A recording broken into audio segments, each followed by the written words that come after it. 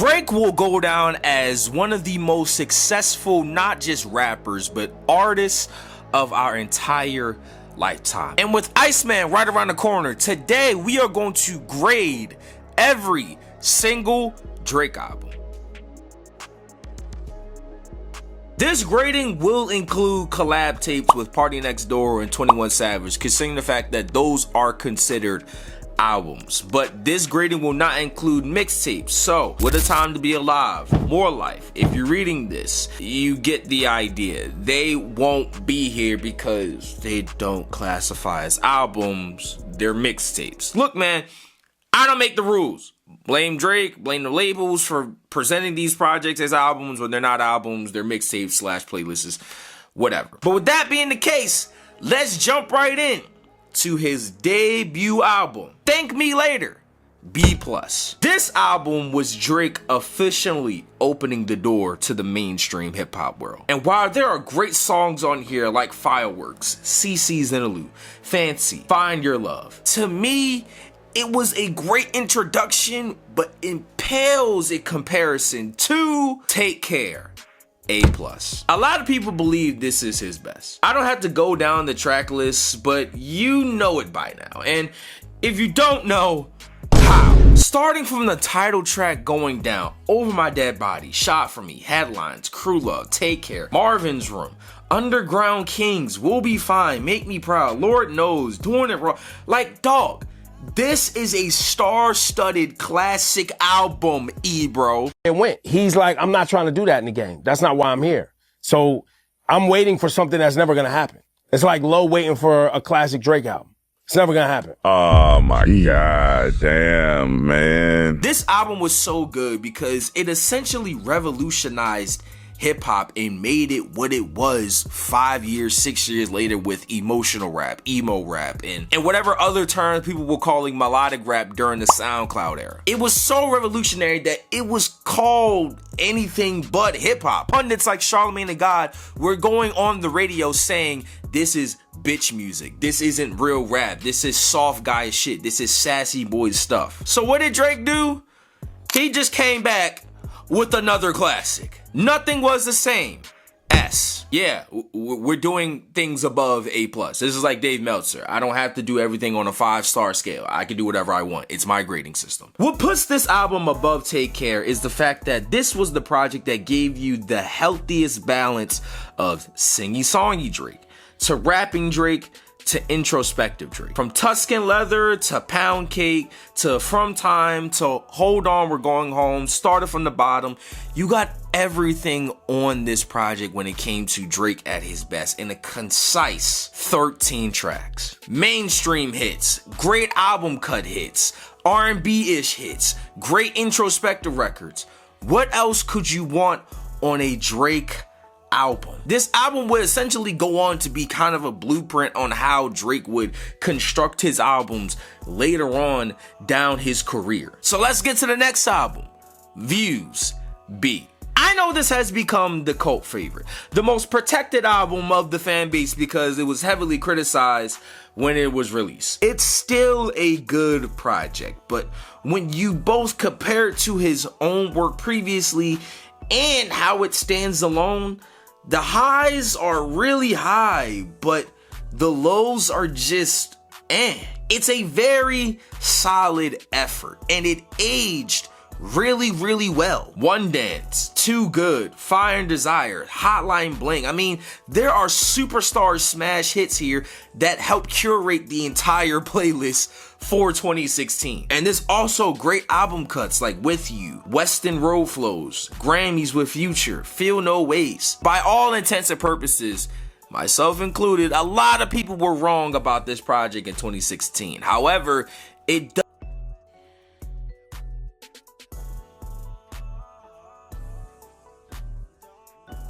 Unfortunately, I can't say the same for his next project.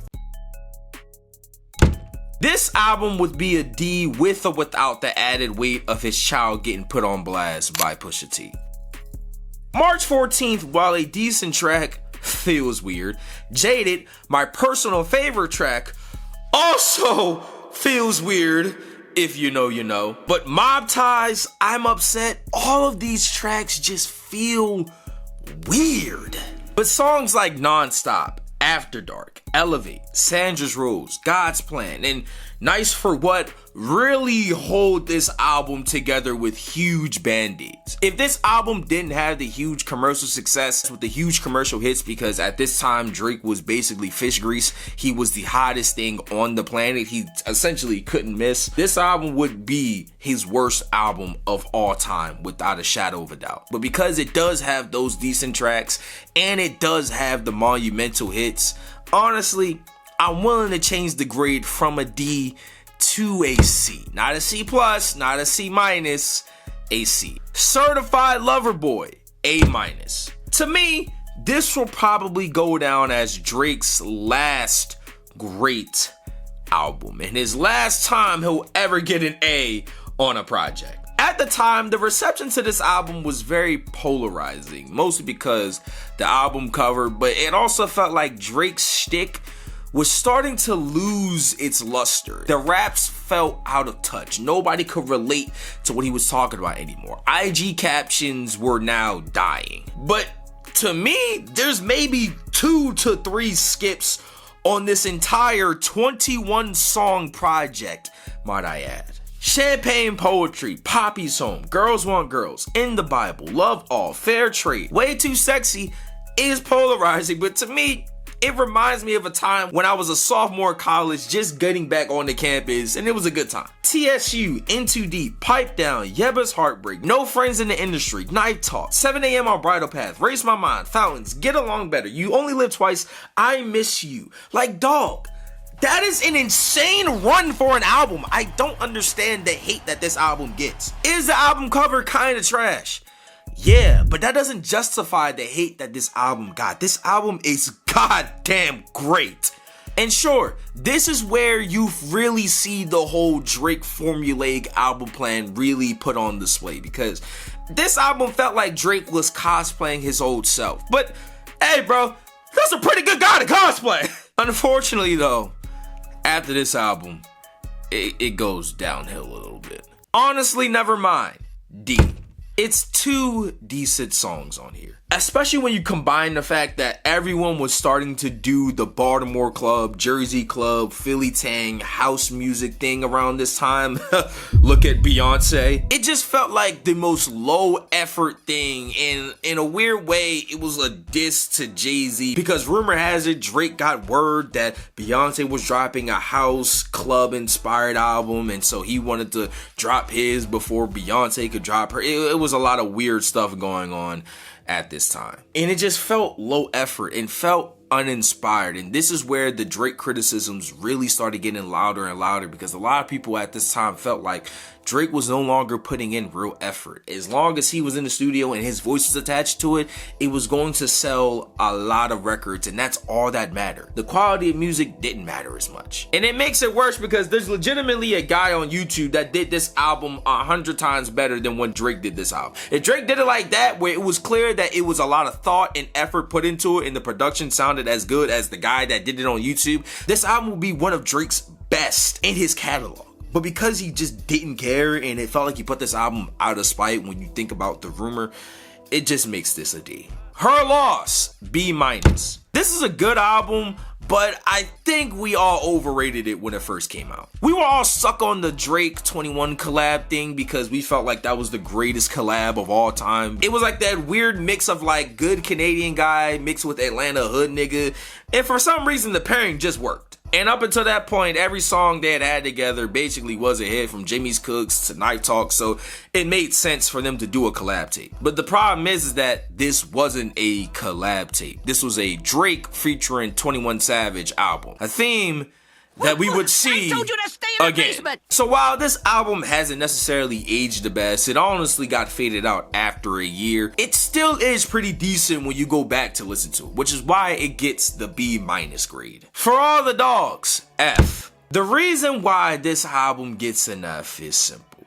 It's because this project had so much filler in it, it was almost unbearable to get through. This This album is what it looks like when Drake is cosplaying his old self, but it was just really bad. Drake was at his all-time high at corny 37-year-old bullshit on this album. From songs like BBL. Hey, hold on, this shit ain't funny. It ain't funny, but it is. Bro, what is this album? To while admittedly Rich Baby Daddy is a good song, what are we doing? There are just so many skips on this project. Calling for You with 21 Savage didn't hit anymore because the 21 Savage Drake collab really wore off its whole luster after a year. And sure, there are decent tracks on here like Virginia Beach, Amen, First Person Shooter, I Don't Give a Fuck with Yeet, and like I mentioned, Rich Baby Daddy. But everything else,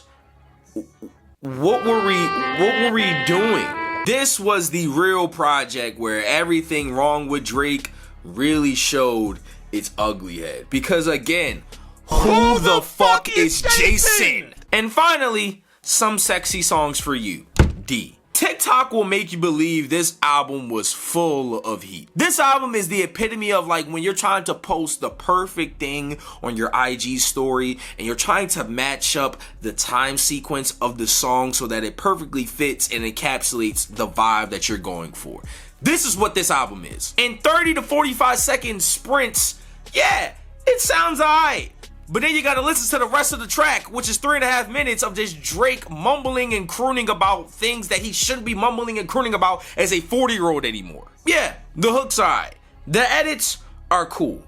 The songs themselves are the most nonsensical, fake, toxic shit ever. Nokia, Raining in Houston, and Pimmy's Dilemma saved this album from being an F, but I'm leaning towards giving it an F now that I think about it. Because this was another project where it was 95% Drake and 5% on whoever he is claiming that he's collabing with. Like Party Next Door had one of the best songs on this album. Nobody cares about that song. Like that's the entire issue. This album was just a weird way to put some stuff out there, attach his name to it, to quiet down both the Kendrick Lamar is washing you thing, but also to make it seem like he's still putting out music so you can't say he went into hiding. And he was keeping up his streak of putting out an album every single year. Like this project is just all around bad to the point where I'm now changing it from a D to an F. This project stunk. So to conclude this video is gonna make it sound like I'm a Drake hater.